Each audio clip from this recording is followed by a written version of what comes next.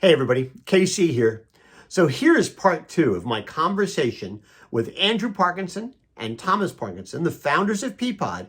They talk a little bit more about their new business, Sifter, but we also talk about innovation in general. We talk about how they kind of come at the world and where they define the white spaces being that they think there are consumer needs. And we talk about the state of e-grocery today. I think it's a fascinating conversation. I'm thrilled that they were willing to do it. I hope you'll enjoy.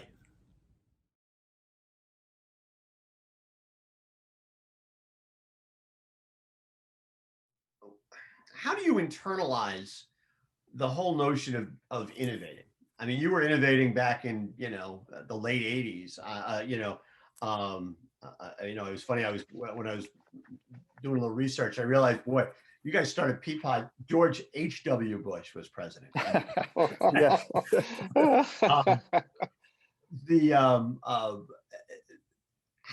But you continue to innovate. I mean, how do you think about that? What's your process, I guess, is what I'm asking. Well, Thomas, you want to go or? Sure. I mean, a lot of it's the dynamic between my brother and me, which is, people say, how do you guys work together? You're brothers. And it's because we're really, really different, and we can cross-pollinate each other with ideas that we'll have, crazy ideas, but then the other one will sort of solidify it and make it a little bit more crystal clear. And then, a lot of times I'm the one that has to build a lot of these things. So, and I'm very creative. I was an art major in college, and I have a industrial design major from Pratt Institute. So my brain kind of works in a very 3D way and so I envision the feature throughout sort of the website and get it down to something that I think that, the customer could really use. But it's usually like Andrew is very, very key to getting the original idea going, and then I kind of take it from there. Andrew, is that pretty accurate? I mean, it's. Yeah, I think, Kevin, first of all, I'm the introvert and he's the extrovert. Yeah, I mean, besides being better looking, but you have to drag me into these kind of things. As I always say, I don't really but yeah, I think I don't know. We had businesses starting when we were in high school. In college, you'd appreciate we sold back then you couldn't lift the beer kegs didn't have handles, and they would slip when you in the fraternity as we tried to take them up the steps, they'd slip out of your hand. So we built this thing called the keg carrier, which was a bar with prongs. And I think that was our first business. And then a t-shirt business. Actually, before college, we had a business where we tried to sell pure can nuclear waste on the streets of New York. So we had these cans with a nuclear waste symbol. And we got nobody wanted to buy it. It was my first lesson about. We had like a metal detector to be a Geiger counter, and people wouldn't even get within 6 feet of us. So that was a big failure. It was like the pet rock. We were trying to be like a pet rock. That's funny. But do you remember what was the light bulb moment in terms of Sifter? I'm just curious. What was the thing that said, "Oh"? Sifter was a bit of an evolution that came from Peapod and Item Master, probably more importantly, understanding that the inefficiencies of the data market and how accurate they were. Peapod kind of came from, I worked at Procter & Gamble and Kraft Foods and Brand. Thomas was at Procter in sales, and then started a software company. So when I was at Procter, I kept reading about how people dislike shopping for groceries. And so the original concept was, hey, if we can get people to sit down. I also saw that, CPGs were spending billions and billions of dollars in consumer marketing. So we figured, hey, if we could get people to sit down in front of their computer and buy their groceries, we'd have a great medium where we could tap into those advertising dollars. You say that at a time when nobody was at home with a computer. I mean, that runs trippingly off your tongue, but nobody had computers. I mean, very few people had computers. They had computers back. That was 1989, 90, and they were starting to use modems, 300 baud modems, and top of line 1200. But we had dial-up, right? Right. I mean, I can remember the first time I told my wife that it was actually right here. I can tell my wife that we had a big whatever it was, the only non-Apple computer I've ever had in my house. And I can remember saying to my wife, "Oh, we need to get a second phone line for the computer." And she thought that was the most decadent thing she'd ever heard. Yeah. Do you remember Prodigy? Yeah, sure. So we were running is an XT or an AT? It was a Dell Yeah, AT computer for our server. And we had a Crate and Barrel wine rack for our modem, for our modems. We probably have like 5 or 6 modems. So IBM calls us up because they owned Prodigy, and they said, "Hey, we'd be interested in buying you guys, but we want to come out and see your mainframe and your technology that you're running." And I said, "Oh, no, you can't come into the data center. No way. This is a computer sitting on my desk with the modem rack just sitting there." I think I sent you the picture there. Yeah, no, it's in the thing you sent me. Yeah. Well, it's interesting. I mean, you talk about that, and it's remarkable. And I can't remember who the partners were. Yes, IBM had Prodigy, but somebody else, Sears was involved with somebody too, and they were doing Prodigy. Was that Prodigy as well? Yeah. Sears and IBM, and then J.C. Penney's had something called Teleaction. And all of these guys were sort of flirting with it. And they thought people were going to do it on television. That was on television to begin with, and it wasn't. I mean, but it was fascinating. And companies like Sears and J.C. Penney are either gone or about to be. So it's remarkable that they saw the possibilities early, but didn't have the foresight or the stomach or whatever it was to kind of stay with it through the rough patches. Yeah, and that's actually a good point. And obviously we were kind of pioneers with arrows on our back because we started so early. But I would say that because we were focused on kind of lean and build as you go, try to make a profit, we were able to stay alive. And we didn't have the capability to just raise the millions and millions of dollars that the guys do today to kind of fund their platforms. But in some ways, I think we were lucky that we were focused on profitability back then, because I think if we hadn't been, we would, like Webvan, burned through the cash and been gone. And yet at the same time, at Amazon, which launched 5 or 6 years after you launched, I mean, profitability was never a major. I mean, they had different issues they had to deal with, but they didn't focus on profitability. They focused on sales and market share. Right. That's, that goes back to that conversation with my mom where we joked. She said, "Don't ever get into books." But by getting into books, they got into a national platform and could accumulate a lot of eyeballs very quickly. Whereas we were very local, one zip code at a time. And so very few eyeballs. And so couldn't get into the media business, or when we went public, didn't create the kind of market cap that an Amazon did that could buy their way into profitability. And actually, it's funny that when you look at Amazon, AWS, things like that created a lot of the value, which then they turn around and buy companies like Whole Foods. And I think, their valuation is probably worth more than the entire grocery industry out there today, right? Yeah, I mean, Scott Moses, who's brilliant about this stuff, he's an investment banker, says if you add the total valuation of 2 through 20, Amazon's still bigger. I mean, it's just, for whatever that's worth. But one of the things it is worth, that means the cost of money to them in borrowing, it's lower than most countries. And it's an enormous advantage. And you can make a lot of mistakes in your model and then buy your way into profitability over time when you have that kind of currency. But it's interesting. I mean, and I thought about Amazon as I was going through the Sifter site, because it seems to me in some ways, you guys are doing a better job in terms of, sifting actually, than they do. I've always thought that Amazon does not, that if they give me the ability to go in when I'm in their grocery section to just say, I only eat gluten-free, so nothing pops up that has gluten in it, that would be an enormous advantage.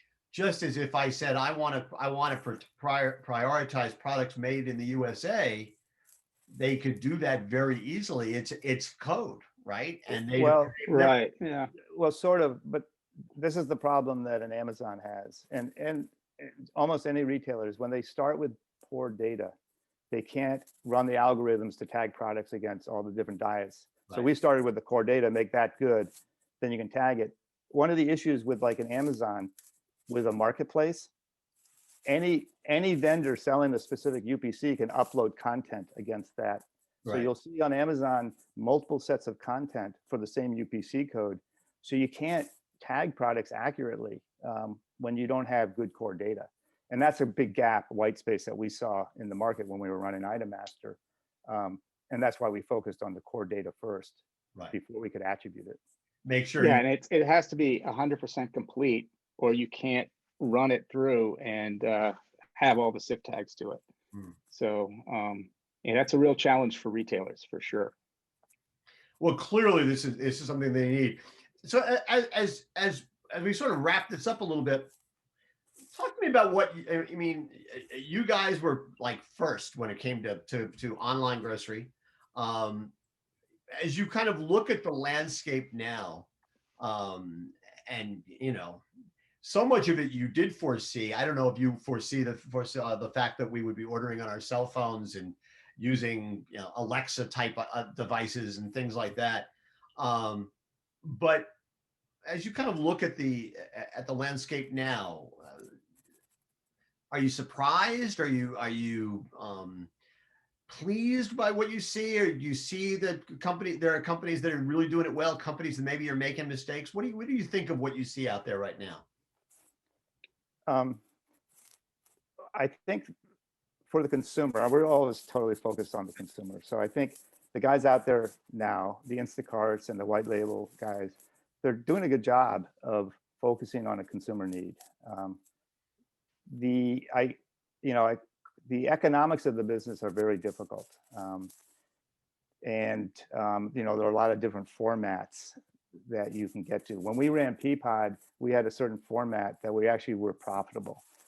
And that's, to us, that was always important, but you need to deliver that consumer value as well. And there's always a balance between what can you charge the consumer and what do you need to kind of eat as a retailer. So now today, and I know a lot from reading your newsletter, on someone like Instacart, these guys are really smart and good guys. I know a bunch of them, and they're providing a great consumer service. But the retailer is caught in a bind in some ways, in that they have to make a decision on whether to do the labor themselves, pick in store, do the delivery, and build the technology, or pay a provider like Instacart to do the labor for them, which they can probably do more efficiently than the retailer could themselves. My big question mark is somewhat around the economics model and what will the consumer bear in terms of price if you ever want to get to profitability on e-commerce for grocery, because grocery is a tough business in that average order, at least ours was what, 150, Thomas? I think 150, 45, 50 items. That takes an hour. Let's say that takes at least an hour to pick in an in-store environment that's not set up for picking. It's set up for consumers. And just in general, the economics, your gross margin that the retailer makes has a very difficult time covering all of those labor costs. And I think a lot of retailers probably don't even take into account that there's some double counting going on, in that retailers are still receiving the product, putting it on the shelves, and that is deducted from your gross margin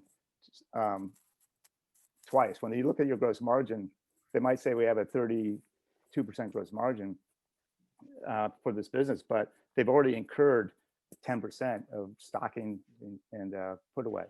So I question the model, I think, a little bit right now. I think you can get to a model. I think at Ahold, the best model was the ware room model, which took the logistics into the back room, kind of a micro fulfillment center, dark fulfillment stores, center, yeah. So that you could get the picking efficiencies, and you're close to the customer, so you could get some delivery efficiencies, at least on route delivery, I believe you could. But I feel like the model is being a little bit subsidized today by the venture capitalists, by the investments into the companies. And I think the same thing's happening. I think you probably saw the Wall Street Journal article this morning on DoorDash and Postmates on how they're upcharging 40%, 50% to the consumer. I don't think the consumer could sustain that in grocery. 40% on top of $100 bill is $140, but you need something incremental to get to profitability. And retailers will go with the Instacarts because they're being subsidized by the financing today. Now, that doesn't say to me that Instacart can't get there, because a lot like Amazon, if they go public and they create a financial currency that allows them to buy themselves to profitability, they can get there maybe, and they're serving the customer. So, and this conversation could get really long. It's almost another call, but same day delivery is what really hurt us at Peapod, because we built an entire model that's next day, which allowed you to batch all the orders in the most cost-effective way to pick. You can use batch carts, et cetera, and you could move to automation where you could, batch pick, and then you had lots of orders on a truck. So one truck carried 20 to 25 orders with one driver. That got kind of disrupted with same day delivery. You now suddenly have a very, very non-cost effective way to deliver groceries. So you have to find, that's why I wonder about the Okada with Kroger, big facility. That means you have to drive long distances to fill that facility up with sales. The wareroom model that we did at Stop & Shop was closer to the customer. So you have one where there's like 4 in Connecticut that can deliver locally. So that whole mix between size of facility, how close you are to the customer, same day versus next day, that mix is very, very complicated. Meanwhile, customers sometimes want same day. And so that has been established as a standard, but that's really hard to make money on same day. So, and Kevin, I think go ahead. To your kind of question that, the retailer being in a bind because they don't own the customer and they don't own the kind of the ad network. I think the burden really is now on the retailer to make a decision on how they want to go to market with these online platforms, because even Instacart offers a white label through Yanada, but it's really the retailers that are making the choice. And I know it befuddles all of us when they give away to their customer, but the burden, I think, is on them to make the right choices to build their e-commerce business in as most profitable ways they can. And so when I look at Instacart, I view them favorably in the sense that they're serving the customer well. Well, when I say that, there's a lot of issues with in-store picking, like high out of stocks and operational inefficiencies, but they've done a really nice job of serving a customer need. Now the retailers really have to, work with the platforms to figure out how it works for them and where they can engage the customer and own the customer themselves.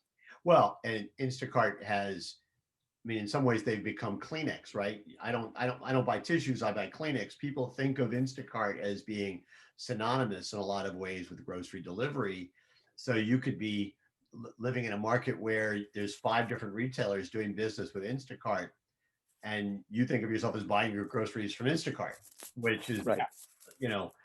Good for Instacart, good for the customer, maybe not so great if you're one of those five retailers. Right. But to me, it's fascinating when you think about, Peapod always did deliver. From the early days, you did delivery, right? Did you think about click and collect, which is, actually we did. Has become more a bigger issue. A bigger part of that business, depending on what retailer you are. Not all retailers are the same, but I rarely do food delivery. I do click and collect all the time. Yeah. We did experiment with it early on in the Tom Thumb Randall's area, but it wasn't popular back then. People wanted delivery. Yeah. But now it's definitely, and that's what we rolled out at Stop & Shop. And the Giants was pickup or delivery, and if it was pickup, we picked it in the store. Right. So. And they're you can get profitable because you don't have the delivery component. The consumer's doing half the work, which was, that's why supermarkets started where Yeah. people would go there, they do all the picking, and they take it home themselves. So pickup's a bit Yeah, of I used to say that if we could train our customers to come into our warehouses and pick the groceries, we'd make a lot of money. Well, and listen, I mean, in some ways, I mean, it is remarkable the degree to which, and it hasn't been that long, right? It's 30 something years, but which is not that long a period of time, and the evolution of this, in some ways, the evolution of e-commerce, which and e-grocery, which you guys pretty much started, has been remarkable in the sense of the degree to which it's grown. Now it's gotten some a big boost in the last 10 months or so because of the pandemic, which made it more current. It made it more desirable for retailers to do it, so it accelerated it. But the degree to which the technology has matured, the different models have matured, but in some ways, and correct me if you think I'm wrong, retailers have not matured to the same degree in terms of understanding the importance of integrating this stuff into, they still think of it as being another channel, as being part of the whole, largely. Yeah. And that's going to be really important. By the way, I think it's going to be really important for them to understand that in terms of adopting something like Sifter. They have to sort of internalize it and realize that it's got to be, no pun intended, organic to their offering if it's really going to be successful.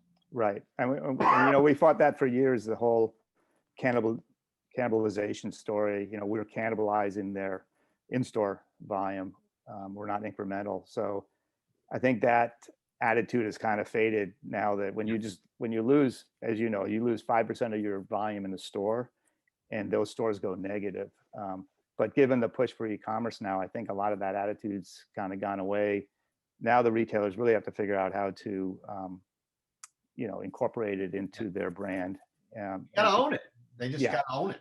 Yeah, and I think they also, what's also key here is take this online technology into the store, because like if you can vision with like a Sifter down the road, you could go into a store, your profile's in, you go to an aisle and you use, AI, Google Glasses or whatever, and just products that meet your profile pop off the shelf. And a lot of consumers, 85% still want to go to the store. So there's a lot of opportunity to leverage this technology in store, not just for delivery or pickup. Mm-hmm. Yeah.